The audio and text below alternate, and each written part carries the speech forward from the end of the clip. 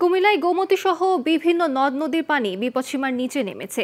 তারপরও পানির উচ্চতা বাড়ছে বন্যা দুর্গত বুড়িচং, ব্রাহ্মণপাড়া ও মনোহরগঞ্জের বেশ কিছু এলাকায়।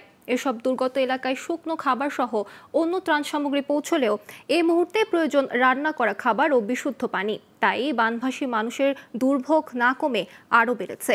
কুমিল্লা থেকে মোহাম্মদ সাইফুদ্দিন রনির তথ্যচিত্রের ডেস্ক রিপোর্ট। অবশেষে বিপদসীমার নিচে নেমেছে কুমিল্লায় গোমতী সহ সবকটি নদ নদীর পানি। তারপরও বুড়িচং, ব্রাহ্মণপাড়া, মনোহরগঞ্জ উপজেলার পানিবন্দী কয়েক লাখ মানুষের দুর্ভোগ বেড়েছে। বিভিন্ন সামাজিক সংগঠন ত্রাণ সহায়তা দিলেও কমছে না দুর্ভোগ, কারণ সঠিক দিক নির্দেশনা না থাকায় যথাযথভাবে দুর্গতদের কাছে ত্রাণ বিতরণ করা হচ্ছে না।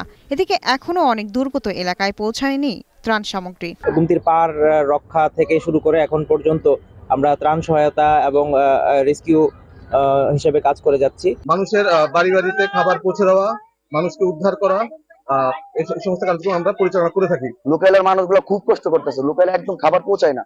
অনেকে আসে অনেক দূর থেকে আসে, রাস্তার পাশে দিয়ে যায়, মানে ঠিকঠাক মতো লোকালে ত্রাণটা পৌঁছে না। এদিকে বানভাসীরা জানান রাস্তার আশেপাশের বন্যা দুর্গতরা বেশি ত্রাণ পাচ্ছেন, কিন্তু প্রত্যন্ত এলাকায় ত্রাণ সামগ্রী বিতরণ হচ্ছে কম। টুকটা টাইপের খাবার এবং হচ্ছে যে উড স্যালাইন অথবা পানি বিশুদ্ধকরণের ট্যাবলেট যদি হয়, এটাই আমাদের জন্য এই মুহূর্তে বিশেষ সহায়তা হবে। যে ক্ষতি হয়েছে, ক্ষতি চিন্তাতে আমরা খাওয়া পেটে ঢুকে না।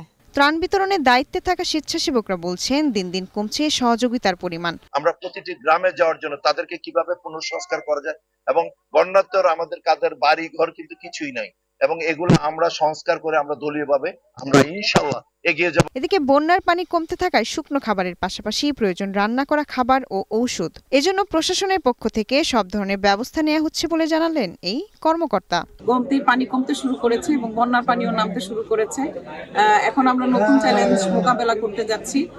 এই পরিস্থিতিতে এখন স্বাস্থ্য সেবার বেশি প্রয়োজন হবে এবং লোকজন রান্না খাবারের জন্য এবং ভারী খাবারের জন্য অথবা নিজেরা রান্না করে খাওয়ার জন্য এখন চাল ডালের জন্য সহযোগিতা চাচ্ছে। এর আগে 22 আগস্ট রাতে কুমিল্লার বুড়িচংয়ে গোমতীর প্রতিরক্ষা বাঁধ ভেঙে যায়। এরপর ভেঙে যায় ব্রাহ্মণপাড়ায় শালদা নদী ও গুঙ্গুর নদীর পার।